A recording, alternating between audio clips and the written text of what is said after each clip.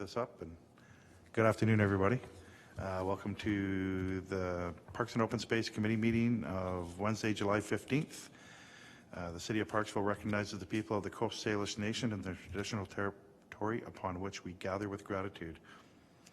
If possible, could I please have an adoption of the minutes held from June 4th? Seconded. Thank you very much. And approval of the agenda as it stands today. Thank you. So the first thing we do is we do have a couple of quick updates that I think will lead into a bit of discussion, and then I do have a couple items for new business. Mark's Nature Park update.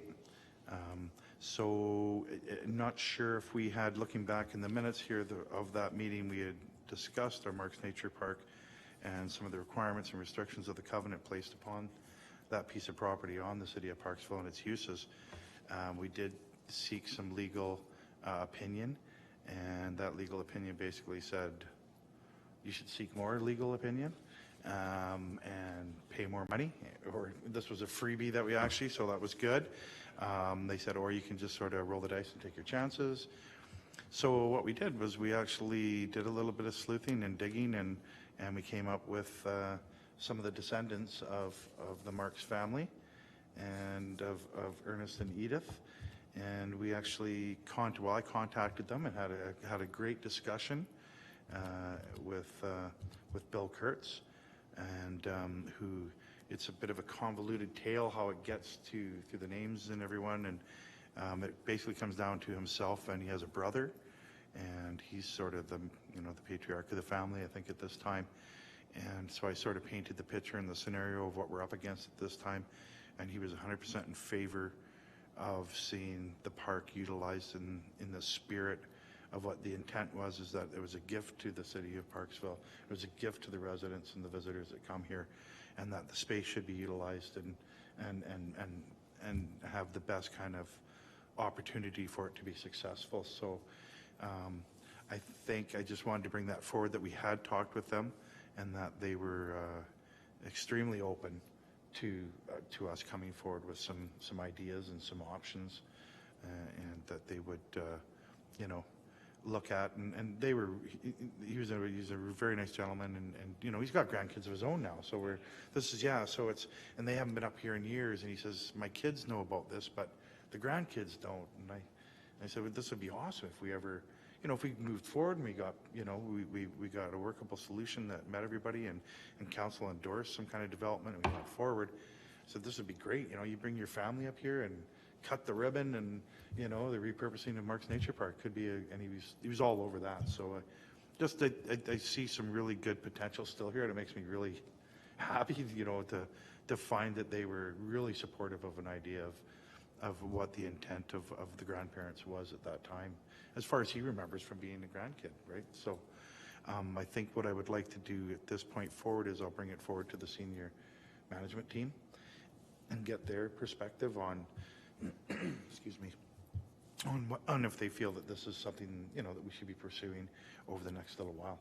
But I just wanted to present that information and open it up for any discussion, and what anybody has any thoughts on. Doug. Thanks, Guy, and a great job reaching out to the family. I think that was a really important thing to do and very respectful thing to do, and I appreciate that, because I also get the fact that after touring that park and understanding the new development that's going on, that park is going to be a very critical park in that area, in a highly densified area, with the development that's going to be right to the backside of it, in between the Travel Lodge and Marks Park. It's going to be a very well-used park. So I think it's great that you've got the go-ahead to go with the family, and I think with the approval from the management and the rest of council anyways, I think it's great that we can move forward with the redevelopment of Marks Park. Because I looked at after we had our meeting, I looked at the numbers. Blaine Russell showed me the numbers anyways that's going in behind there, as well as the small lot subdivisions, in that area there, and there's going to be a lot of people in that area. So I think it will be well utilized. It would be nice to have a appropriately managed green space right in the center of a densified neighborhood. So I think it will be very well used. So good on you for getting that approval there, Guy. Thank you. Thank you. Perhaps if there's any ideas of what you folks would think would be a good idea to have as amenities. So basically what I'm going to do is I'm going to create I guess a business case to take forward and just present to the senior leadership team for them to mull around, and maybe not any dollar values at this time, just sort of potentials to explore, and if there's an appetite for us to do this, and then report back to the committee, and then whether we take a recommendation forward to council or not at that point. So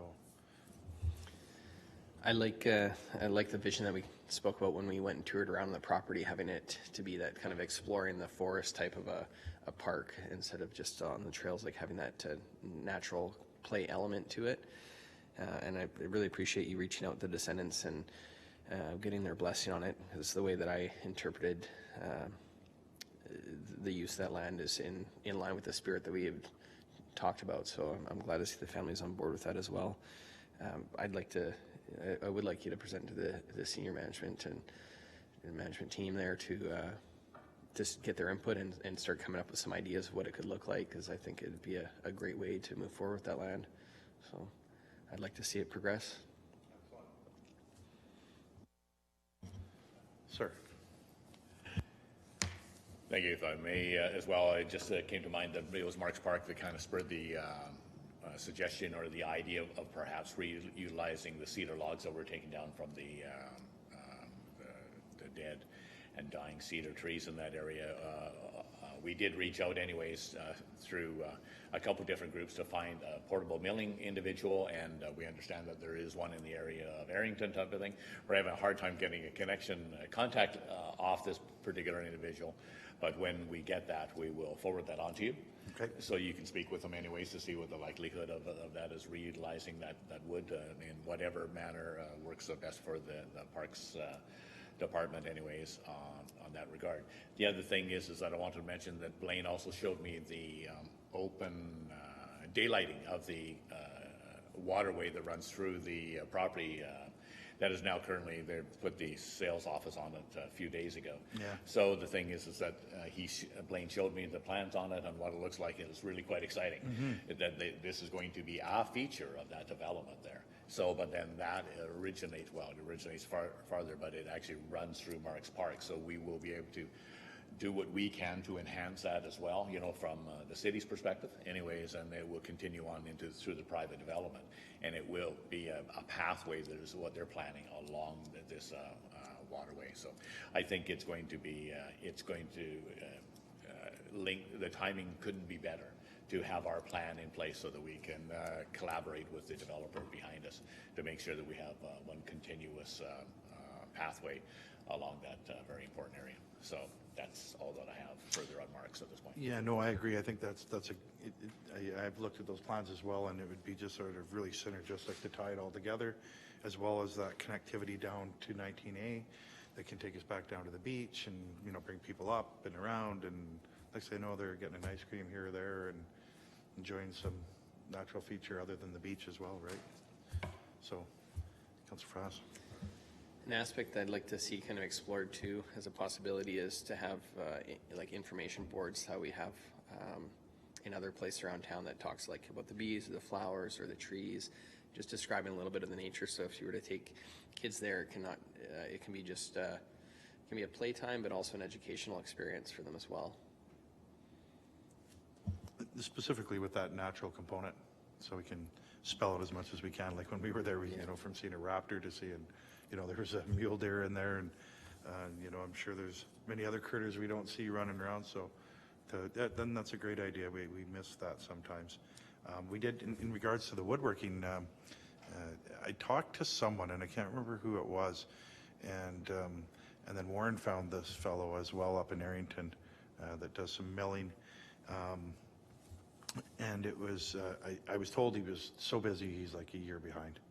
Like he's got, so hence maybe why we can't get a hold of him anyhow. I'm not entirely sure if that's true or not, but that's what I was informed by. But we might be able to take some of this, you know, some of the wood or, you know, some of these cedar and utilize it for, whether it was, you know, we had talked about at the community gardens at one point, or if it's for features within the park, would be really beneficial. So having that timeline a little bit out, we might be able to get something done. So yeah, whether it's a fence along the front, you know, or maybe a couple of different bench ideas, or yeah, components would be, I think would be fabulous. So if you do find out, let us know. So good. Well, thank you very much for that, gentlemen. Next up for an update, we do have some information, and I'll give this to Warren perhaps, for the tree rebate vehicle decal. Yeah, thank you. We talked last time about putting some sort of decal on some of the city vehicles in order to better publicize the tree rebate program. We have a sign standard that we've been working on for about a year and a half with the manager of communications for parks, and our graphic designer. We basically gave them the information and then came up with the attached draft. So we're pretty happy with it, and hoping that we can get a bit of feedback from you and see what you think moving forward.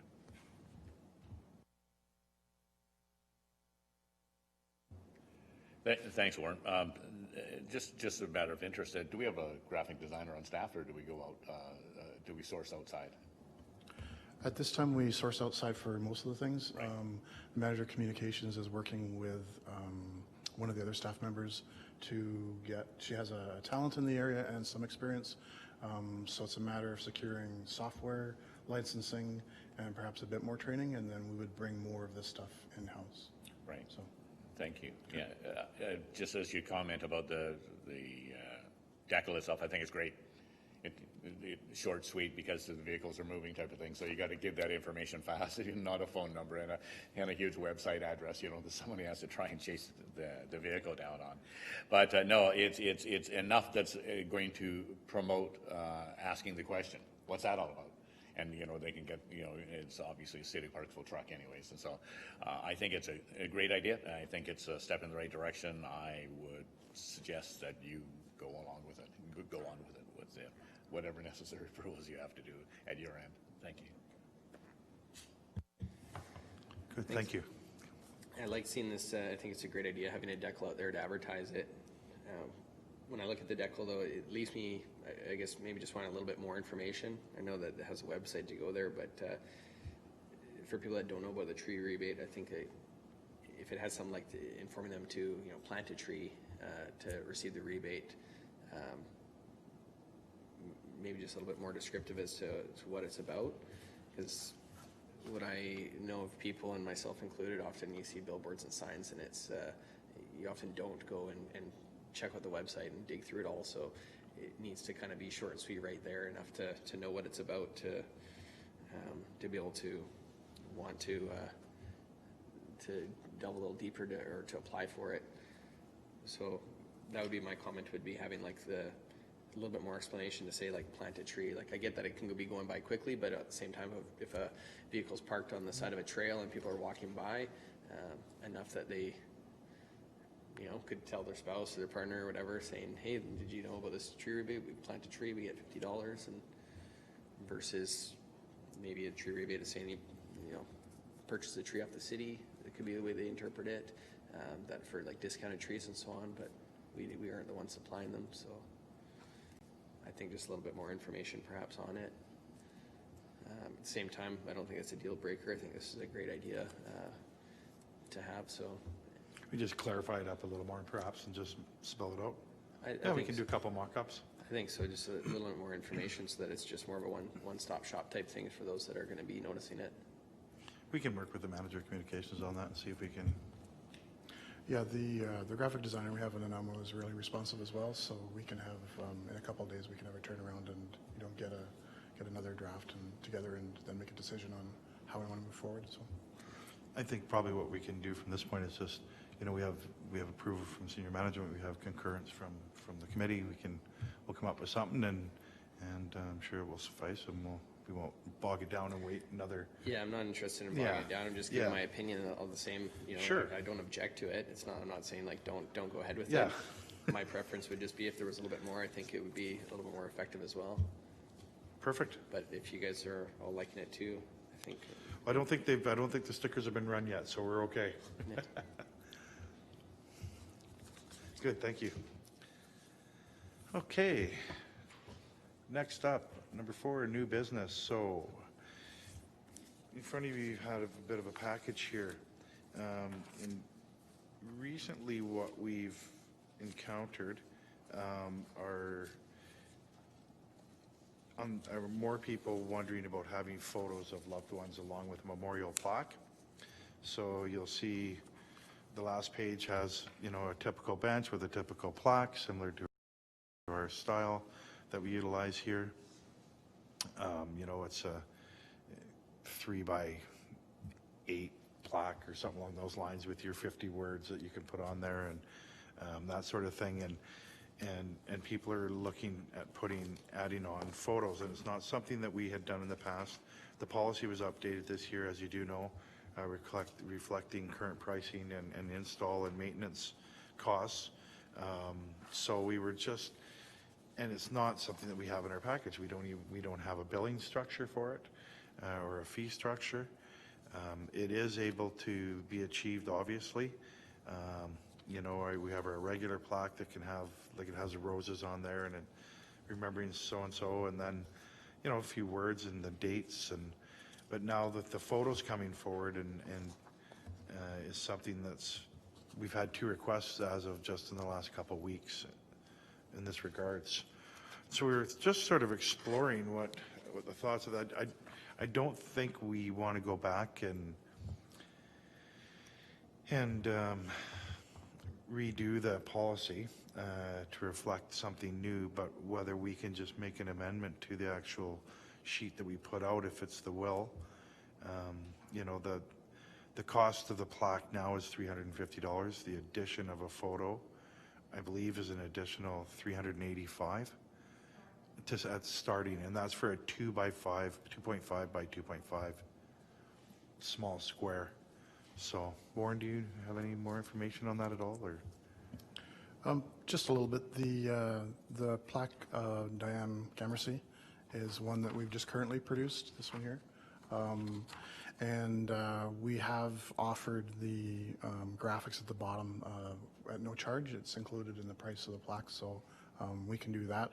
I do have a couple considerations, having thought about this for a couple of days, in that it might make the benches and the plaques in particular more open for graffiti on them with, you know, drawing mustaches and things like that. And it also adds to the overwhelming memorial feel of the park, where we were going to have not only, you know, dedicated benches and trees all along the walkway, but now we're going to have photographs of people. So I guess it would be up to the direction as to whether we would pursue this or stick with the graphics. We've had people in the past that were into sailing, and we'll put a sailing ship on it, or they like old cars, and we can manage that as well. So we can personalize it to a certain extent, but I guess it's just a decision as to whether we want to personalize it to this extent or not. If I may, Guy, a question to Warren then. Are these plaques with the graphics on it, are they actually a standalone, or are they actually attached to, say, a stand at the bottom of a tree that the person actually purchases a tree to be planted in memoriam? Or is it just a standalone that we find it, like there's a rock wall or something like that it goes on that, or are they attached to either a bench or a tree, is my question. So the bench plaques are set into the bench. They're routed out and glued into the bench. Yes. And the tree ones are set onto a paving stone, glued onto that, affixed to it, and then that's set at the bottom of each tree. Right. What I was getting at is this one here is showing us this for this individual, Kyle. It's showing like as a standalone type of thing in a very picturesque area type of thing. My only comment is I have no problem at all if it actually encourages the person, as long as cost recovery is what we're doing. We're not trying to make a profit. We're just trying to cover our costs, and that's certainly, I think it's a good idea, as long as it's attached to the purchase of a tree as well, you know, type of thing. So the idea is that, okay, they're purchasing a tree or a bench, you know, where one is necessary type of thing. So the thing is that it's giving us more canopy, which, you know, we're all about it in this room. So the thing is as long as it's attached to that, I have no objection to it at all as a cost recovery basis. And I think it's a great idea, and it's kind of moving into what, you know, what graphics can do now, like on a bronze plaque. I think it's pretty incredible. I mean, it's a good looking plaque. So I understand too your concern, Warren, about possible graffiti and so forth, and I think maybe if the cost of the plaque, and maybe there's a contingency built into that as well, just in case that someone has to go and like if we have a report that someone's defaced it or something like that, that we have a little bit of contingency in there that they have to have our graffiti removers go in there and do it, and like, you know, you're going to have to put a fee of it, something on it. From what I understand from people that have done this in other areas, like in Victoria, the people have said, you know, cost isn't really an object in this case. This is a really important thing because it's immortal, so to speak. So the thing is that they're quite willing to pay the full cost of what it's going to do to have this there. And I think it's a great tribute type of thing, and what better way than to plant a tree. So yeah, if that's all considered, I think it's a great idea that we should not miss this opportunity to have our parks and benches and trees featured this way. Great, thank you. Thank you. I guess maybe just a couple things. We'll have to see if we have to amend the policy. I don't think we will. I don't think that will be an issue. It's just a plaque. We have a set size that we say the plaque is and how many words you can have. Like, you know, it's not to be overly large, right? That's not the intent. We'll have to look at that. And I guess, Warren, my question would be is, are they able to route out a larger area for, like, if we have to go to a larger size plaque than on the benches? I don't know. Maybe.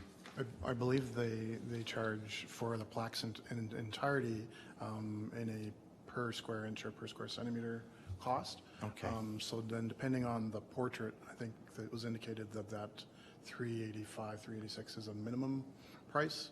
So we would have to work with the dedicator to see kind of what size they were looking at.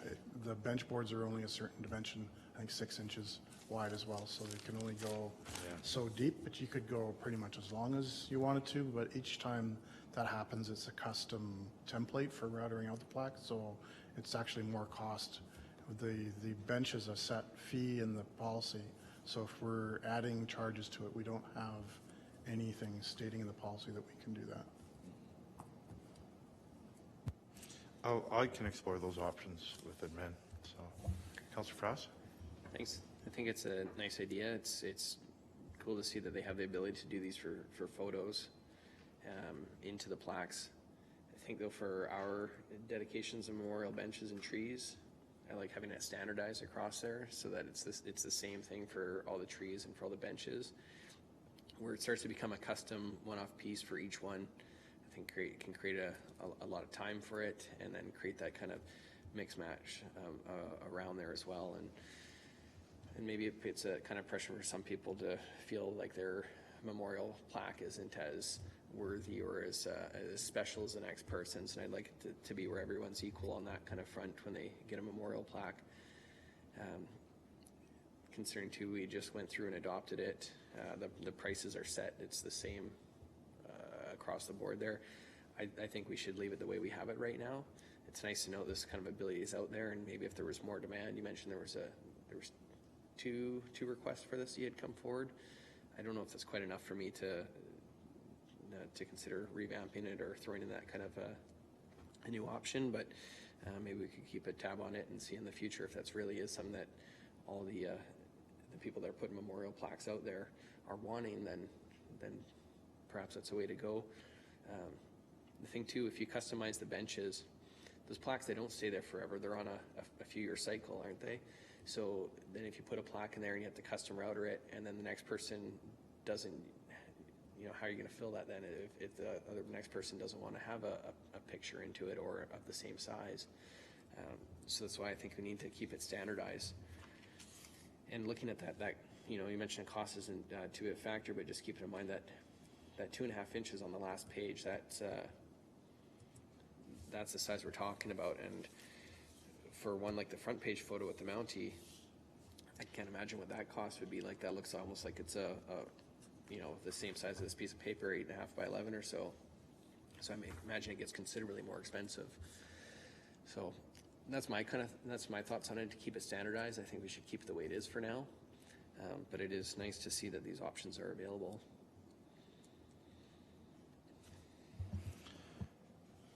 Thanks, Councillor Frass. Yeah, I think what we should do is we just wanted to get a feeling what everybody thought, and we've got 2 dissenting opinions on it. Please do. Yeah, thank you, Guy. I'm agreeing with Councillor Frass here. The thing is that I think it's important too that we standardize it. Thinking, as Councillor Frass has pointed out, it becomes difficult, I think, if we say we're offering the following plaque size for the bench type of thing, and this is what it is, and we're offering the following plaque size as a dedication with the tree memorial. I think if we just say this is what it is, if you're happy with the size of this illustration or this picture that's on this one, then you have that option. I'm assuming that's what it is on the left-hand corner of this one here. It may be a picture very small, but as pointed out, it's not a full body picture of the RCMP here.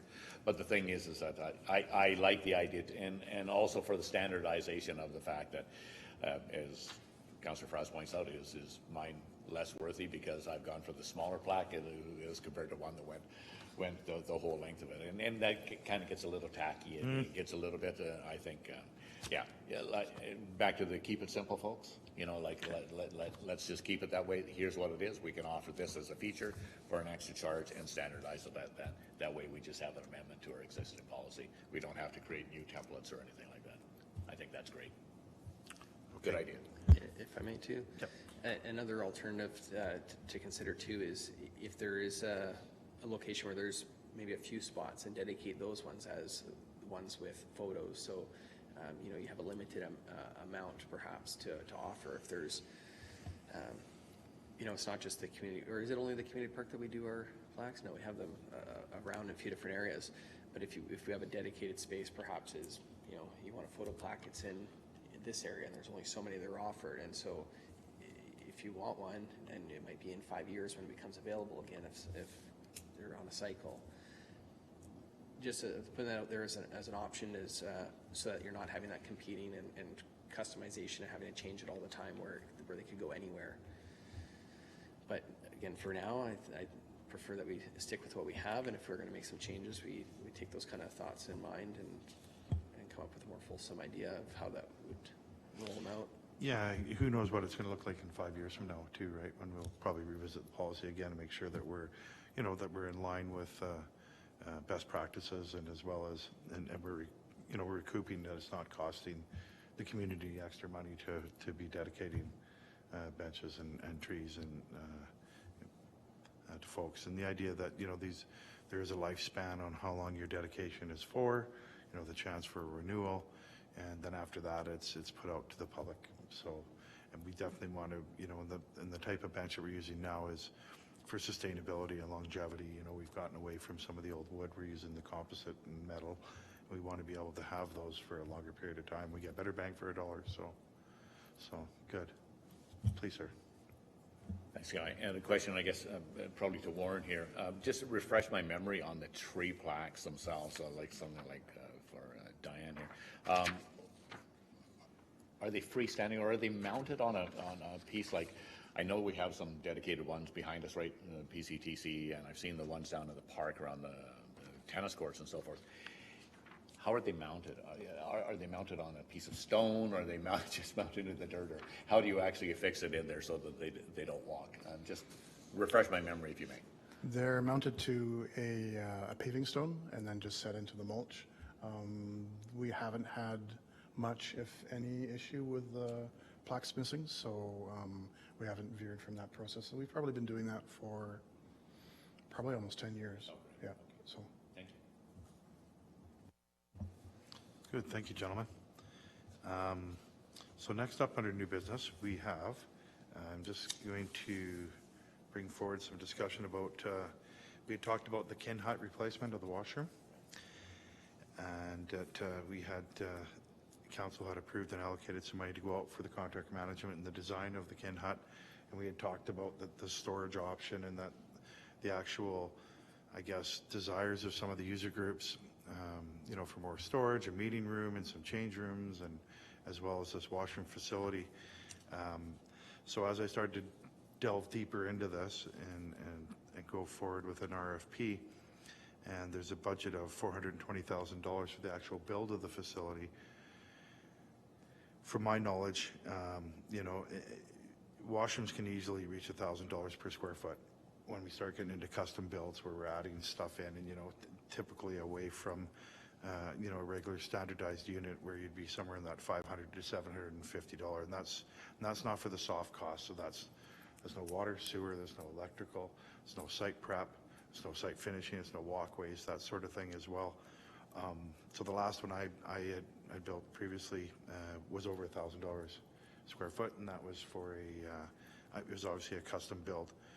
Previous to that, though, what we had done was we had put in a concrete pre-built, prefabricated structure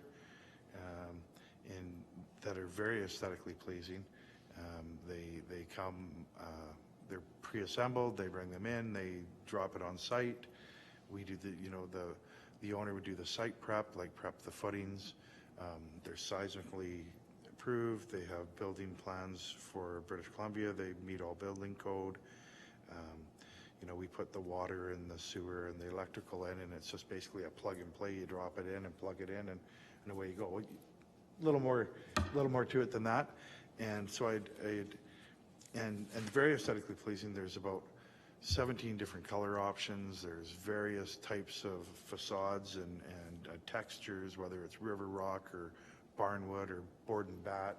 So that you would look at it and you wouldn't even think it's a concrete structure. You know, they're earthquake, snow load, everything. They're great buildings, extremely easy to clean. Skylights in them if you choose. Electronic flush valves, electronic hand dryers, faucets. We can have hot water. We can have electric heat within them as well, so they're year-round. So this was something that I started to explore and bring to the senior management team. And at the same time, we were looking at what we could do with the old kin hut, easily convertible into a storage facility. So with all that said, with the site prep somewhere in the neighborhood of $35,000 to $50,000, so that's all of the services, and then $50,000 to convert the kin hut back into a storage facility. We would come back in right within budget of $500,000 for this to get both of those components. As I was bringing that forward, due to COVID-19 and everything else that's going on in the world and economic plans, and the government of Canada as well, the government of British Columbia is pushing forward a lot of infrastructure grants available to municipalities and First Nations and non-for-profit groups. There's one that's extremely interesting to us, and it's a community culture and recreation. So it's investing in Canada infrastructure program. What that comes up with is 73.33% of the funding is federal and provincial.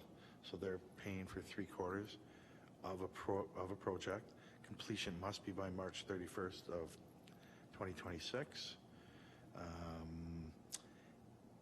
No borrowing.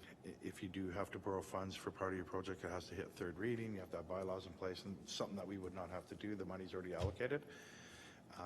And this ties in again to, there was a report coming forward next Monday on pickleball. As council had passed a resolution for us to explore the options of Community Park to convert the tennis courts into pickleball. We have done that. We've had, we've done some geotech investigations. We've had project management come in and take a look at what it would cost to convert with nettings, new surfacing, and basically it came out that the subsurface is substandard. It's not consistent in thickness, nor is the top asphalt concrete. That is not consistent, and hence why we're getting sinkholes and cracking, as well as it's over 20 years old. And it's not a far stretch to realize it's something that sits and bakes in the heat and open to the elements, and you know, and specifically with a water table right close to the beach like that we're going to encounter some issues. So it's not totally surprising, but that coming back with reconfiguring of the lacrosse box as well was $400,000. So what we're looking at doing is discussions that I've had with senior, is putting together a grant application to put in, and I know there's been some conversations about a concession going back into Community Park. So taking an opportunity to bundle this all together as one, a concession building with change rooms, with washrooms, and storage, potentially seeing what we can come up with, maybe even a top level viewing space, have this located over towards Raven Hill Drive, away from where the Kin Hut is now, so across the parking lot, heading west towards the Raven Hill Drive, towards where some new infrastructure is going, so it would help serve that purpose as well. Water is there, sewer is there, and electrical is there. So this is something that's just recently come up. So the pickleball report was pulled. I've sort of stood down from this Kin Hut opportunity at this time with the plug and play.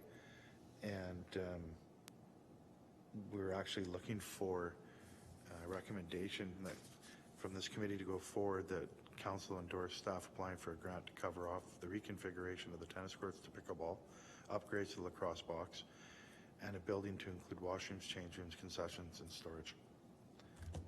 Open for discussion. I know it's a lot of information. This just came very quickly down the pipe, so. I'll just start by saying off the top of my head right now that in just hearing this now, I'm not going to be putting a recommendation forward without having a chance to really think it through, and part of it being too is when you talk about it being a concession in there, that discussion really hasn't been in front of council yet, and so I don't want to start getting ahead of them and putting in like a biased opinion into it without a full discussion. So I'll take that away as some thought as to as an option there, and with this concrete prefab option as well, but it's not something that I'm going to put a recommendation for without thinking about it. Well, I think, the idea, perhaps, Councillor Frasses, is that it's our intake for this we have to apply for the grant by October 1st.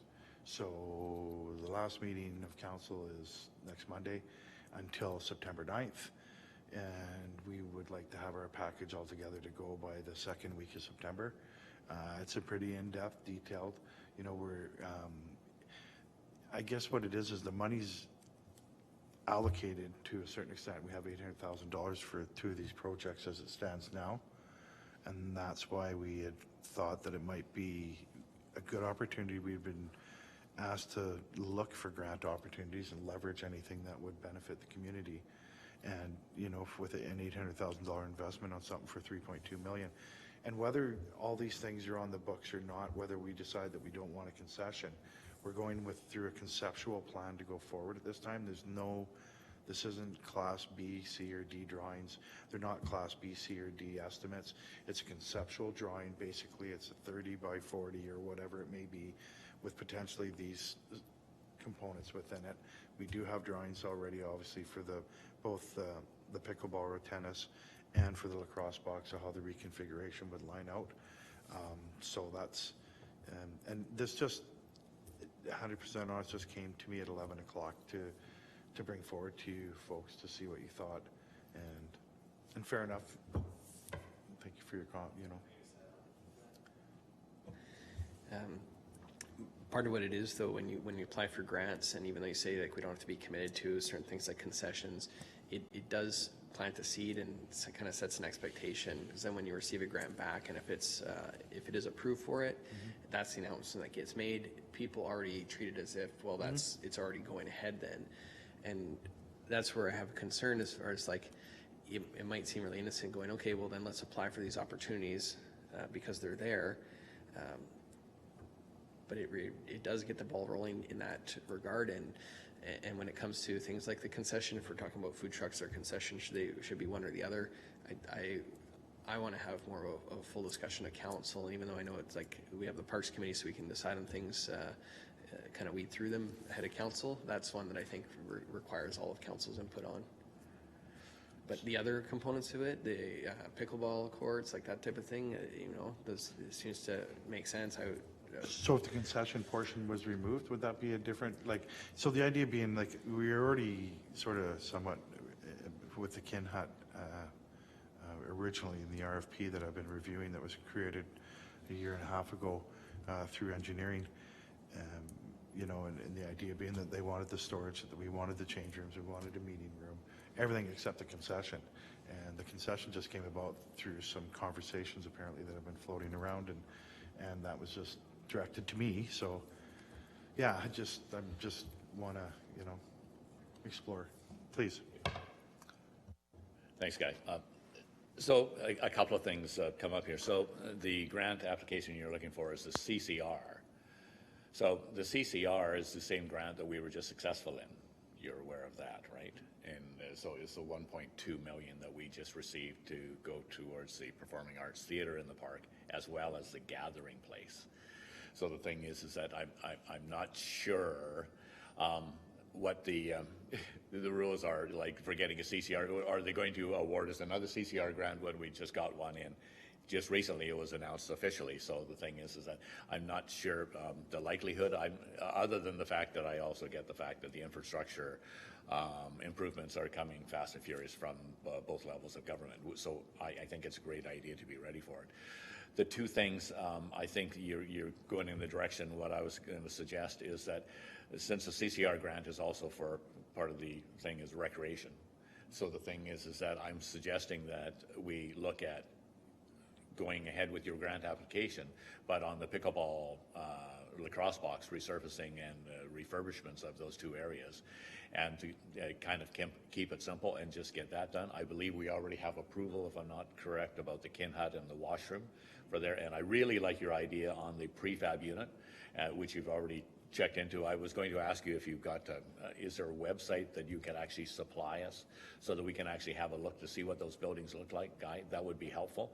If you could just, you know, so just visually, you know, when you said it has rock or different feature faces on it, you know, that piqued my interest right away. I was picturing an ATCO trailer, but now you've improved it considerably when you suggested that, so I would just like to have a look at that, and if we can get that done. But as I understand, the kin hut and washroom is already approved, is it not? Right. So we would not have to include that in a new CCR grant application.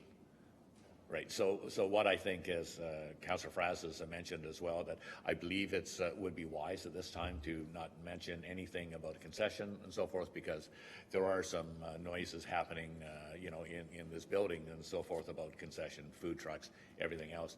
But at the same time, part of the new business, one of my questions was going to be about that application we've already received approval on for the gathering place. Have you any hard and fast plans for that? Because we're, as you probably know, on the Performing Arts Theatre, on the amphitheatre that's going on down there, we're actually anticipating we want to be up and running by June 2021, and going out to permit anyways within probably a month of right now. So is there been any equal movement to having this gathering place go ahead, since we should have the money in the bank by that time? And my question was going to be on the original gathering place application and so forth. Did the Parks Department have a hand in formulating what it was? Because to me it was, being careful, light and fluffy as compared to actual what was really going to entail. And so what I'm suggesting is that whatever happens with this gathering place money, I believe that it's very important that we have your input. This is your, sorry, this is your park. So the thing is that your input as to location of it and how it's going to dovetail with other existing projects that we already have going with the kin hut and another washroom and possibly refurbishment and pickleball courts. So the thing is that it should all run together, along with, we have to remember we have a master plan as well. Master community park plan that we, you know, keep on referring back to many times. So I think that it's very important that the gathering place needs input from this committee and your comments right away. And I'm not sure that's happened right now. Like, do you have any plans, like sitting down in your offices, of what the gathering place is supposed to look like and what it's going to look like? Because that's what we had the questions once as council. When we heard that we were successful, we were like, okay, that's great, but what is that? What is it that we just got approval for? And the thing is that we want to make sure it's done right. And so There's a whole bunch of questions all at one. Anyways, did you have any input in the original gathering place? I guess is the key. Go ahead, Warren, please. Okay, excuse me, thank you.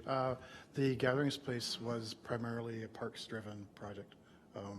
We recognized that there were extreme wear issues in that particular area with 130,000 people walking through it in a 5-week period. We also recognized that there was perhaps some need for some additional, not a big performance, but perhaps busking and things like that, and or extra food truck space to support the multitude of events we have through the summer.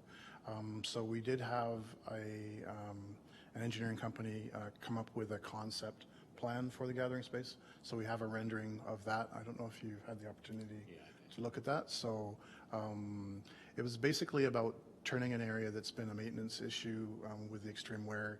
We've had trips and falls there from grass wearing away and things like that. So turning that into because it's so highly congested there, turning it into an opportunity to have kind of a space, a hardscape space for the public to use for a multitude of purposes, whether that be for, there's a shaded area, so a place just to sit out of the shade. There's not a lot of opportunities for eating with the food trucks. There's a handful of picnic tables around the play park, so there'd be more seating there, and again, more electrical so that we could use it for food trucks, small performance things, and basically taking some areas there, formalizing the lunch area for Beach Fest as well on the backside out towards the boardwalk as part of that space too. So yeah, but we did have extensive input into the formulation of what the space was to look like.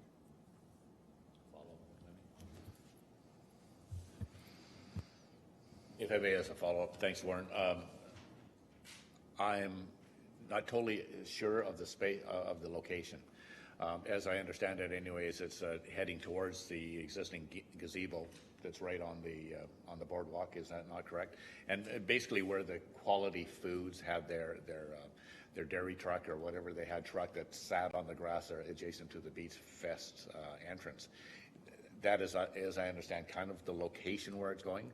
But then that is running close to where the new washrooms are. Is that not correct? So is it in between the new washroom and shower facilities and the gazebo? Because I saw somewhere in the gathering place description that it said relocating the outdoor shower, and I thought, oh, I wasn't sure what that was all about. So is it going to actually encompass any of the sand sculpting area, you know, where the sand is type of thing? Is it going to go into that area type of thing? Do we have to move anything for Beach Fest or that's, you know, how much space are we talking about here, Warren, is what I'm kind of going at. Am I in the right location? Because you said it also has shade, but this is actually man-made shade. That's the clear thing, because that was my other consideration, because I'm a big participant of the community park, and I know it's a windy area, you know, at the gazebo, and when we had other buskers that worked out of the gazebo there, they complained about the constant ocean breeze type of thing, because it picks up into their microphone and type of thing, and it makes things a little hard to perform in that area. It's right out of the broad sunlight type of thing, so it's shake and bake when you're out there on a day like today. But I saw the canopies and so forth, so that's why I'm kind of questioning the choice of the location there. And I'm saying at the same time that there's questions about the food truck location, and the food truck has turned out not to be such a slam dunk anyways, as far as management and running of the food truck has not been without issue. So I'm thinking that we need to have a conversation altogether to consider all of that. But thank you for your questions, and that you did have some initial on it, and I know where the wear space is, and it does need work in the summer, so thank you. We can potentially bring back something we're meeting again in just a couple of weeks, I do believe. Yeah, so perhaps we can have some more information on the gathering space, and now that it's got some legs and we've got the approval to go forward, we'll have more information. But as a follow-up, just to answer your question, going way back to where I started, to apply for grants for just the sports aspects of it, is that a possibility that we can just do the pickleball and the yeah, I think I'll go and have a conversation with the CAO and let her know where we stand, what the outcome was from today, and not to, I don't know what the appetite would be. Perhaps you'll see me next Monday doing a pickleball presentation. So, and there's, you know, various options for council's deliberation and direction. So that is one of them. Councilor Frass. If I could just mention that I think the gathering space is a great example of grants that we apply for them without really knowing or having a consensus or agreement on actually bringing something like this to town. So council hadn't approved the gathering space or any formal design. It was the only approval that was really given was the blessing to do it as apply for grants, and then we would take a look at it as it goes. So this is what I mean, how it kind of sets an expectation and then turns into being something that we assume is going forward when it really was, that's not how it started. So that, I think, just highlights why my concern is for things like concessions. So if you mentioned doing a grant without the concession component to it, that part of it I would be in favor of for doing the courts.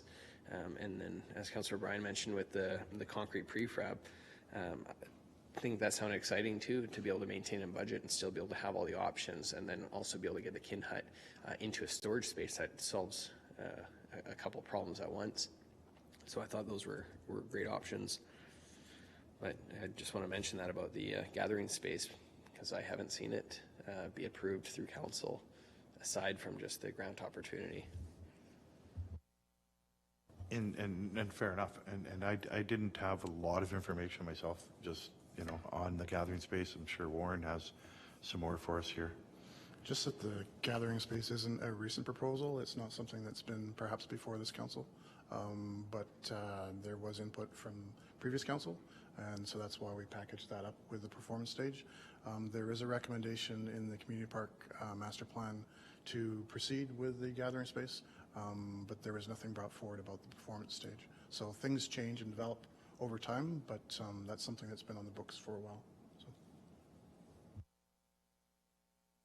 Thanks, Warren. And yes, I recognize that it was started before this council's term at the same time, but recognizing that there's been quite a few changes that have been going on anyway since that time with the theater in the park, as well as the food truck issues that have kind of popped up and so forth.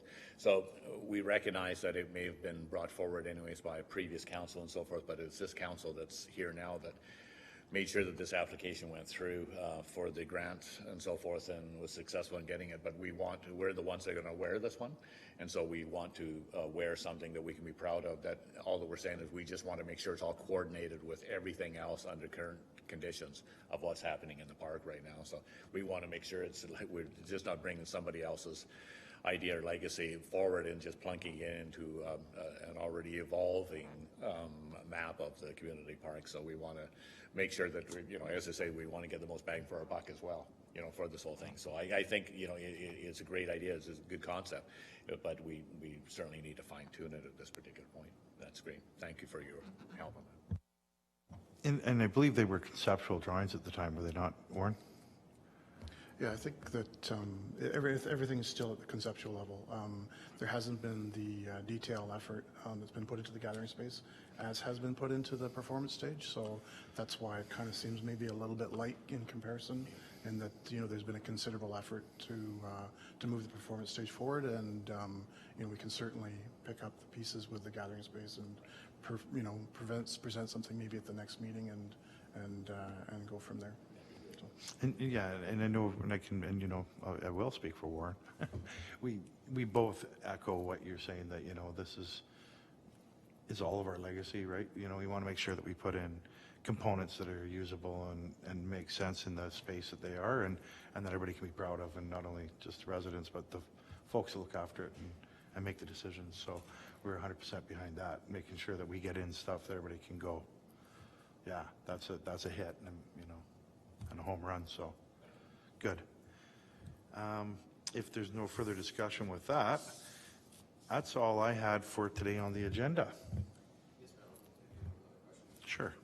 Just thinking back how you were saying about the opportunity to put it over by the Ravenhill Drive versus where the current kin hut is. I thought that's pretty interesting there too, because with that outdoor performance stage, it's going to definitely be a lot more populated area. You mentioned that's closer to, that our services are nearby there. What kind of site prep costs would you anticipate versus the kin hut area for? So we're looking at about between $35,000 and $50,000 for the site prep.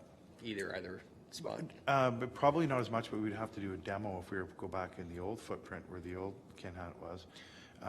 So were you suggesting that the concrete prefab would be for that near the performance stage? Correct. Yeah. At the Ravens Hill. Yeah, that's what I looked at specifically when we started to go, let's look for storage solutions, you know, and when I went through the kin hut, we looked at it and it's like, it's got hardy board sides, it's got a metal roof, it's got a concrete foundation, it's got cinder block walls. It's dated on the inside, but it's all plywood and it's easily removable. There's no, you know, there'd be no issues with asbestos and silica and that sort of thing. It's just, yeah, it's pretty straightforward. And so keeping that as a user group amenity at that end for them to store their supplies, and then having the change rooms and the washrooms and to help support not only the sports infrastructure, but for the performing theater area. So with washrooms as well. One bonus I see for that spot being near the performance theater stage there too is that it starts bringing a lot more traffic, like from the community up above the hill into the park, and same from the park closer to the hill. So maybe get a little bit more of that flow between downtown and their beach. Whereas, you know, currently the washrooms, you're vetted in the park. If you're not feel like moving too far, you don't have to go too far to go downtown. Sure, and then people run up there, and then all of a sudden there's Dairy Queen at the top of the hill, or, you know, or I need some sunscreen and I'm going to run to here, and next thing you know I'm having sushi, and next thing you know I'm downtown buying a handbag, you know, so. So I like think it. it will I like help, it for yeah. that. Okay, good. Sir. If I can just add to that, that is good, and because I was a little concerned about if we're leaving the kin hut as it is, because having walked the site in there, it's a heavily treed area in there.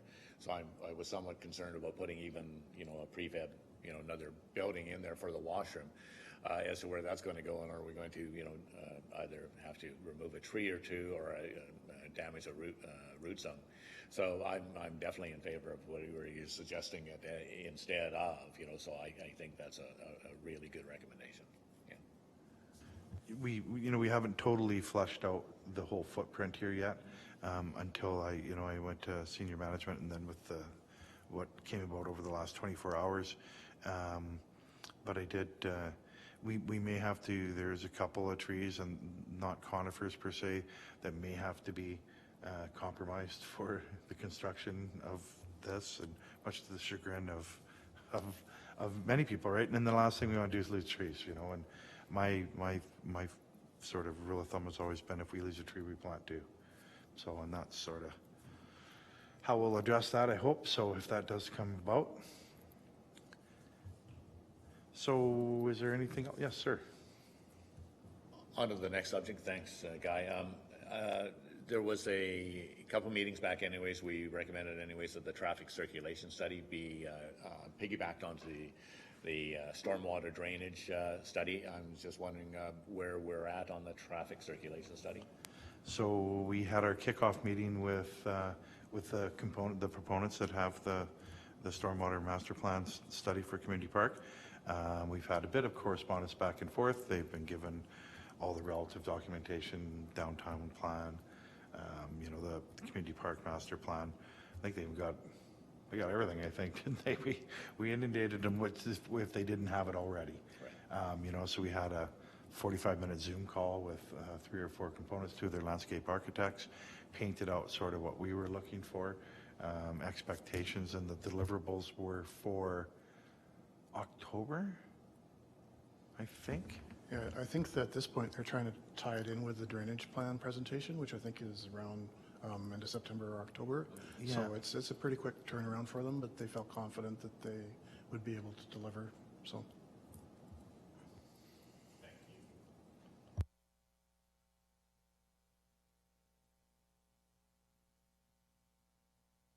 Sorry, it's not on the same topic. I just have a couple other items though that I wanted to speak about. So I don't know if you were finished. Yeah. A couple of things that I wanted to mention is I saw some people in the community asking about Moby mats for the beach area, and I sent you a message about that previously too. So I just wanted to put it out there to get your kind of thoughts and see what kind of information you might have uncovered, and I don't know if you guys are aware of Moby mats. It's the concept, the mats that roll out into the beach to bring wheelchair accessibility down towards the sand. Yeah, I did. I looked through that. Thank you very much for passing that along. And we looked through, and I had a conversation with Warren, and I understand they've looked in the past at this. One of the things that I did see is, when you're looking at something like, Long Beach in California or some of these other areas where the sand is there all the time, and these mats go out and they leave them, almost permanent. Otherwise, they have to be deployed and retracted on a daily basis. And whether that's done by staff or that's done by, because we're not there when the tide's out at 6 o'clock in the evening, or on the weekends and the shoulder seasons when we don't have staff down, how that would work out, how that would play out. So that's some of the first questions we had. I didn't do much more exploration on that other than at that point, was just kind of going, and to be honest, I'd kind of forgotten about it. I went away for a couple of weeks, so my apologies, but. No worries. It's not, I could see a high priority item right now.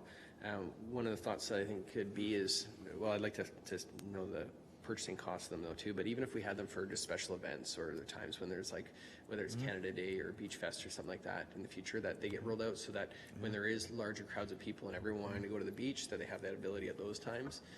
Not that it has to be a daily occurrence there, but maybe people want to host an event or bring their friends down for a party or something. Maybe it's something they can call the city and request, and then in those types of situations, maybe we can have a staff go put out there so that people that are wanting to access the beach in those kind of situations could. No, that's a great idea, and I can look further into that for sure and have something. Councillor Bryan. If I may, in response to Councillor Frass, I'm also liaison for Oceanside Accessibility. And so I can let you know, anyways, I had contact information with the MobiMat people, anyways, they're in Florida, I believe. Anyways, and I have the information still. The MobiMat was as an option looked at for Beach Fest as well, to actually get it so that there's wheelchair friendly inside the sand sculpting area. They looked into it extensively, and they found out again, I think another sand sculpting event in Florida, that they had more problems with tripping hazards on it, where the mobile mat started and went an Edna type of thing, and there was Beach Fest completely abandoned the idea, and now what they've done is they've gone to all access mobility assist devices, whether it be wheelchairs or scooters and so forth, that are built to go on sand. Oceanside Accessibility weighed in on that conversation as well anyways, and they said that was what they preferred at this particular time because they had heard the same thing. The other problem with the Moby mats is that they're extremely heavy.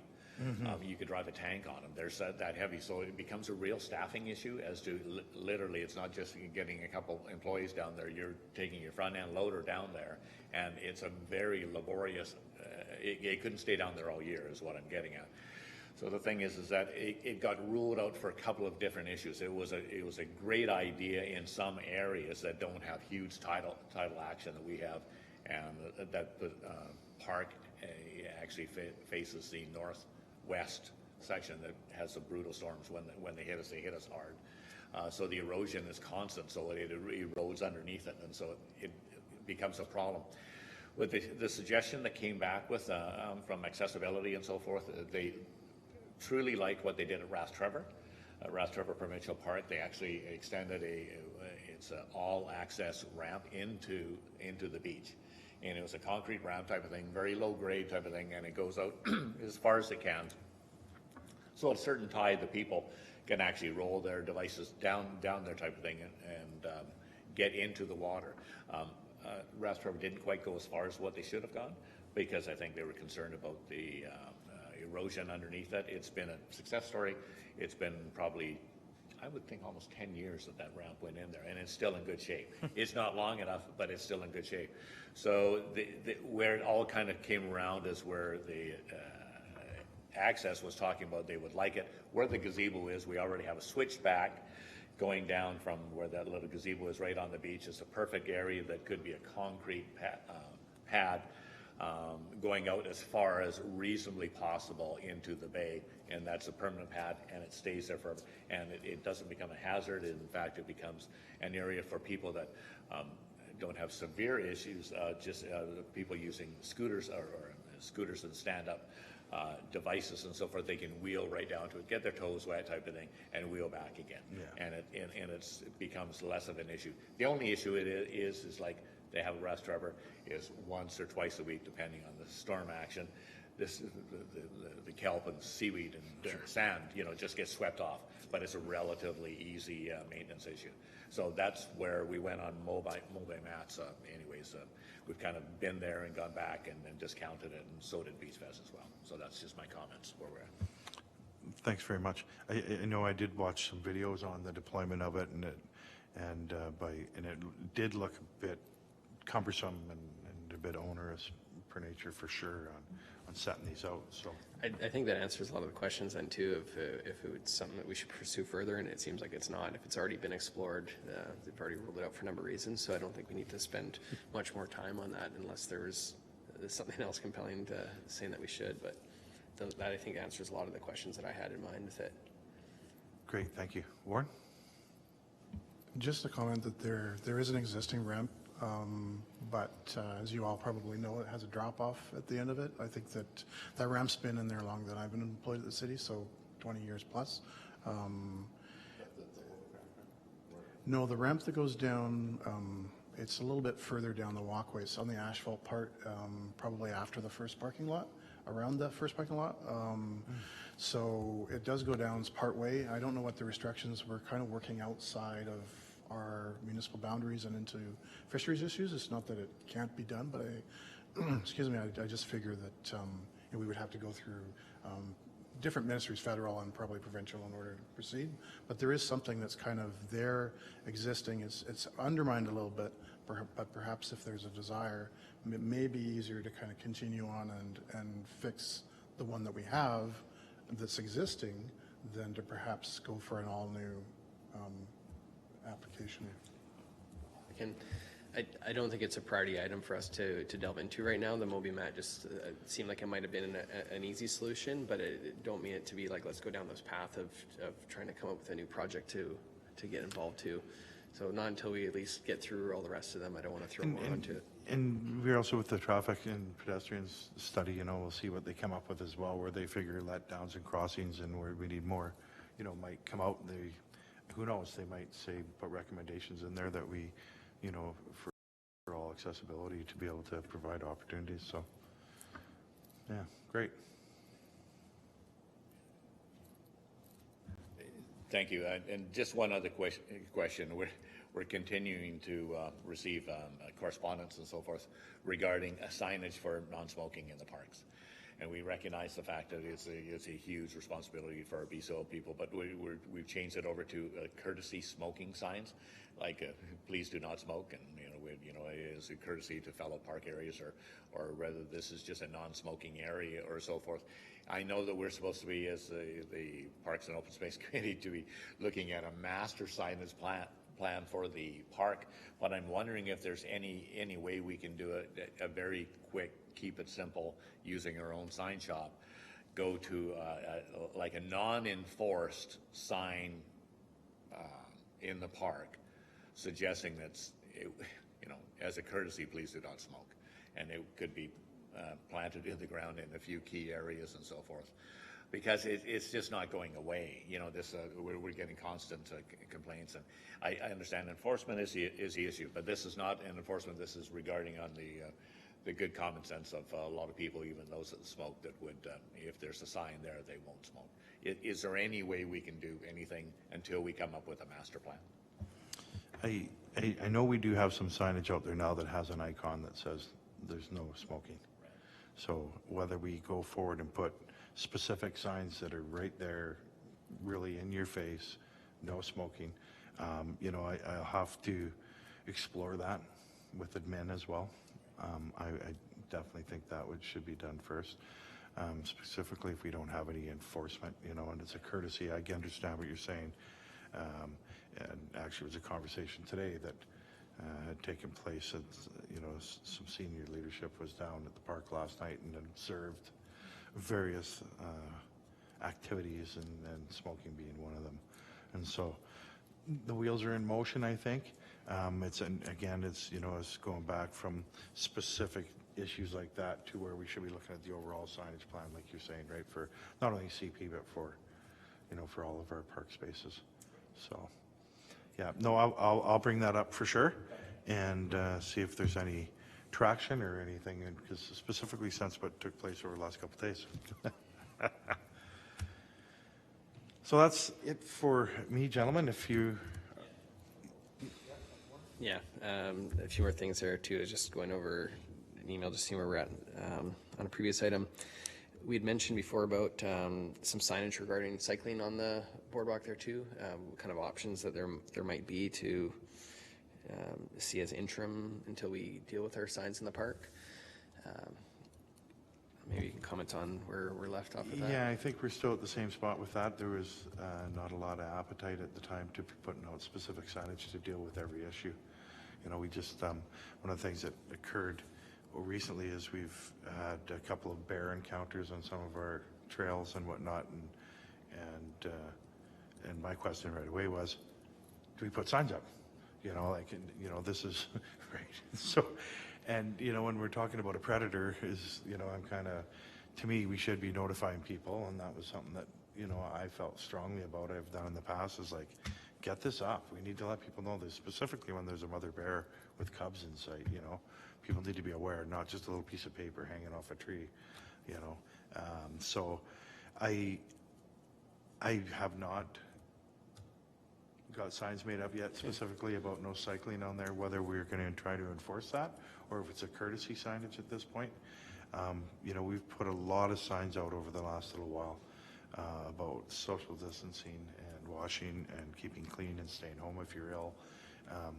I've never seen so many signs go out in a park in my life, and I know things are different now, and so we actually, the conversation this morning was we need to put a sign that says read the signs, you know. It's and so it's starting to get to that point, you know. And yeah, signs aren't always an answer. They don't always no, solve they're problems. not, you know. People start to, then they don't pay attention. Well, yeah, I think an overall strategy is probably the best course, and we do have a plan to come forward with to start addressing some of these issues and ticking boxes. Marks Park was one of them. Nature, you know, creating a natural scape playground. There's a couple other things that I want to bring forward in the next little while. I'm going to be having some conversations with the CAO in regards to just our service levels within the park spaces and or city-owned areas, and how we're trying to achieve our best service target goals, but trying to make sure we align with the expectations of not only council but the residents. And so it's going to be a bit of work. So it's going to take some time to get there, but I think it's fairly important, and it's going to really spell out where we're at and what is class, how much energy and effort goes into, say, a Class A park such as Community Park or Foster or Springwood, and what's going into a Class B or a Class C. You know, they're all valuable in their own rights, and we need to treat them. And then so when people, requesters phone in and say, hey, I need you to mow this more often, and this is our standard. This is how often we go and do these. That's all we have budget for. That's all we've been mandated to do. But we just need to clarify that because that's not there now. So that's something that's going to be coming forward as well as a sign plan to start addressing how we're going to go forward and ensure that we're getting consistent messaging everywhere. Did you mention that was September? Was that what that was? No, I don't think so. Not now. You know, hopefully it'll be before the new year. Okay. All right. For the service levels, the service levels one is a high priority for. I meant more for the signage than that. Just signage, yeah. We get asked by people who take issue whether it's with smoking, with cycling, or those types of things in the park there, and so I want to be able to let them know when things are going to be happening. And so Well- that's why I asked about interim signs and that. Let me have that discussion once again, so I have to go back and report in here on a few things, so, and just, not that we can't make decisions such like this, but as from an overall perspective, I think I want to be very clear with, Just as far as like we With recognize it's a administration. priority item for us doing signage in parks and getting that all Okay. streamlined. So it just so I think if it's a priority to us, we should be having some progress come forward and at some time. And okay, we're 2 years in now into this term, and there hasn't been any movement on that. And so people are still bringing up these same concerns. on the and- signage, you mean? Both signage, yeah, and things in the park, and like the no smoking in the parks, I hear that all the time. Same with the cycling. And at 2 years, it's hard to tell people, no, just hold on, something's coming, and really to not know when it's coming now. So, and then if it's not interim signage coming, and we don't know when the proper signage is coming, then really nothing's, as far as people are concerned, nothing's happening. Okay. Yes, please. Yeah, and to echo what Councillor Frass has said, and I think we're just trying to, like, whether it's interim or whatever, we're just trying to take two, what we hear is two priorities right now, is the no smoking and the bicycling on the boardwalk. And it's a constant reminder, and I think really we need to do something on this really to show that we actually haven't fallen asleep for 4 years. And the other thing is that just a comment on the bears in the park. I was at Springwood 2 weeks ago, and there was a bear sighting, and I was walking through the park with my wife. Anyway, said like within the first encounter I met with some other people type of things. Oh, by the way, there's a bear. Their bear sighting is over, past the water tower. Da da da da. Hey, thanks a lot. Another person. Hey, there's a bear up here, type of thing. It's kind of like. Word of mouth works really, really well. I know if you're the first person to see the bear, then it is not so good. But the thing is that, we have to be a little cognizant of the fact that, we are in very close to nature here, type of thing, and we have to, take our own precautions when you're walking anywhere. But the thing is that that's not what I would consider a priority. As Councillor Frass said, like the bear signage, whether bear in park. Rutting deer in park, type of thing, Yeah. Like cougar in park, so that's not a priority as far as we're not getting a lot of complaints and saying, you No, didn't warn us about No, and I wildlife." understand that, Yeah. right? I understand that, and it's where we just run off a couple of, like, normally we let elementary schools know, let the schools know. yes, yeah. There's a that sort of thing, right? there's a process. And just to make sure that we have something up, just saying, there's a bear in the area, and then, Right. for some people that don't talk to people or whatever it may be, right? And, when they have a dog that looks like a tasty little bear snack, I don't know. They are. So, Warren? Just a quick comment in that we already have the bear and cougar signage designed, and it's something that we can post up without any impact on any other department. Whereas where we're seeking support from bylaw, that's where we really have to tread carefully, and that they obviously have a lot of things on their plate as well. And so I think it's just a matter of senior staff team kind of getting together and figuring out, if this is to move forward, then how does that impact the staff, and then coming back to council and saying, yes, we can do this, but this is, the measures we have to take. So the bear signs they're kind of, it's an in-house. We just get them printed and we put them up. Doesn't affect anybody. It's informational. That's kind of the end of it. So. Regarding bylaw and resources to respond to issues in the park, my preference or my thoughts on it is that anytime we bring in kind of signage thing, to make it more of the courtesy side of it, because there's, with cycling on a park, you're not going to get a bylaw officer to come down and respond in the time someone's going to cycle from one end of the boardwalk to the next. It's not feasible. And same with the smoking, you're not going to be able to have response time in there. So I don't think that we need to take the approach of having them as rules that are in place, but more as just reminding people with common courtesy, because you can get in your own little bubble when you're down there. And if you're on your bike, what happens to me, I'm riding my bike around the street and you want to go see the beach, so you hop on down there, and then it almost kind of just draws you on to the boardwalk, but it's not the best place to be cycling or to be smoking. But if people don't have those kind of reminders sometime and be considerate of others, especially in this physical distancing where we're already in our own little world, that's my thoughts on it, is to not have something go forward that we're going to have to be using bylaw resources for. Great, thank you.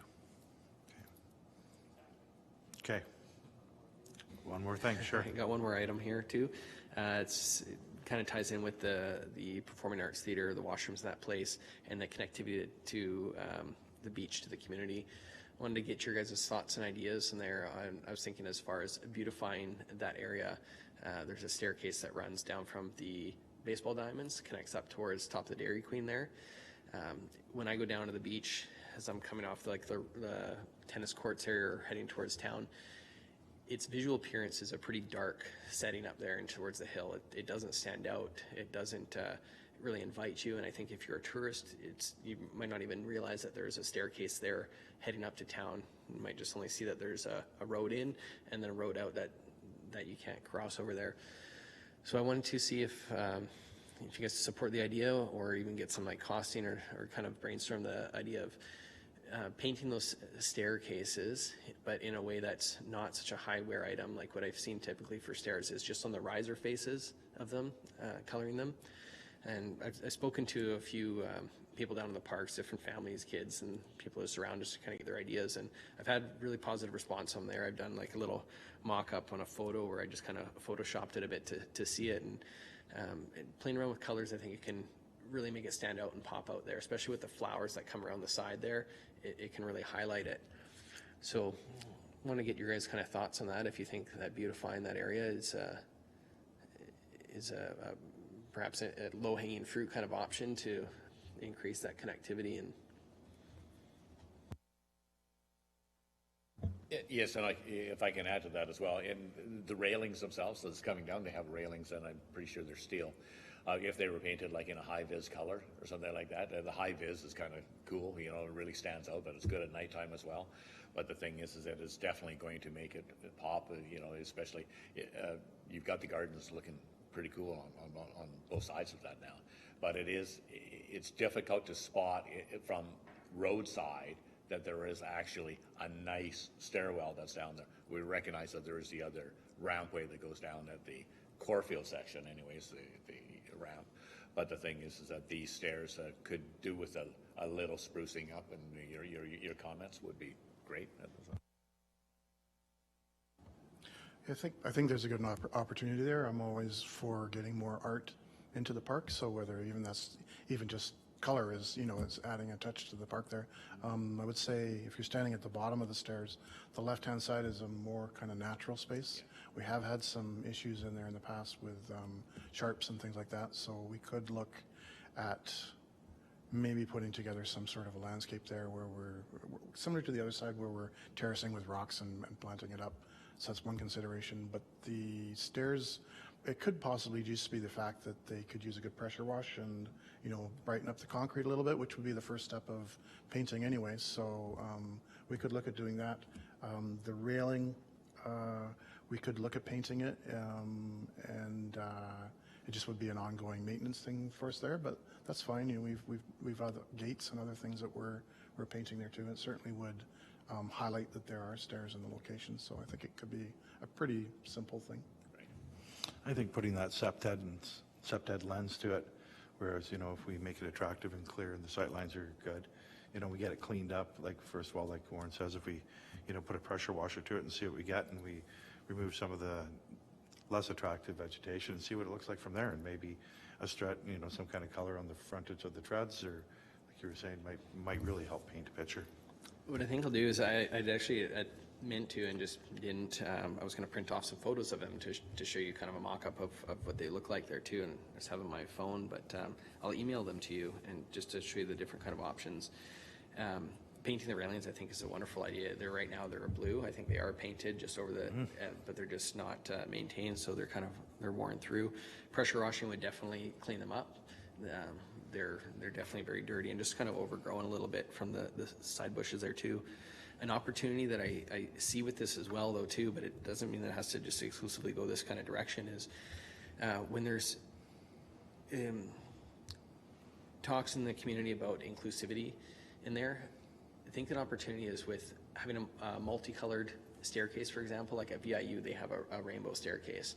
But I think you do them as a multicolor where it's not a particular symbol to identify it though, but just multicolors where it's vibrant, like we have the playground equipment and so on. I think it can also touch on the fact that people can identify with it as inclusivity without it really identifying as those kind of symbols there as well.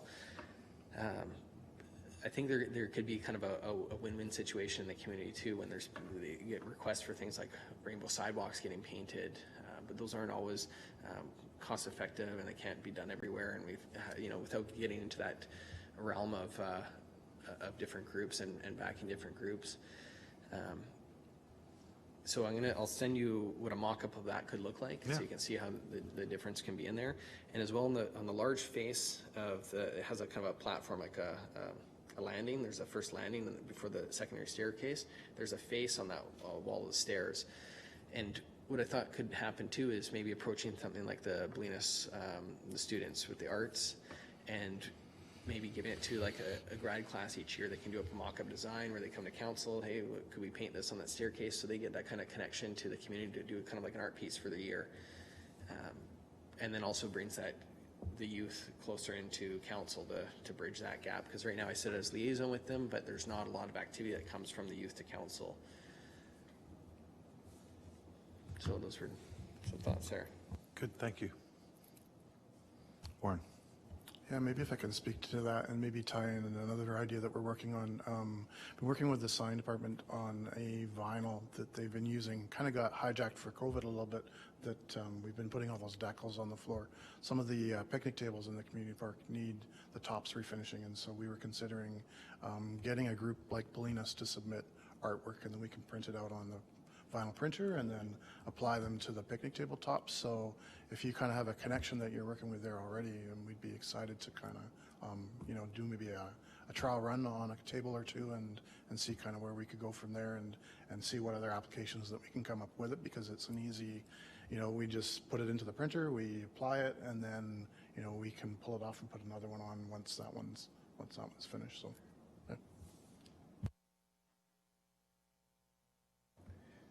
Thanks, Warren, for that too. And I like your idea of maybe like we're talking about art in the park. So this is maybe the opportunity.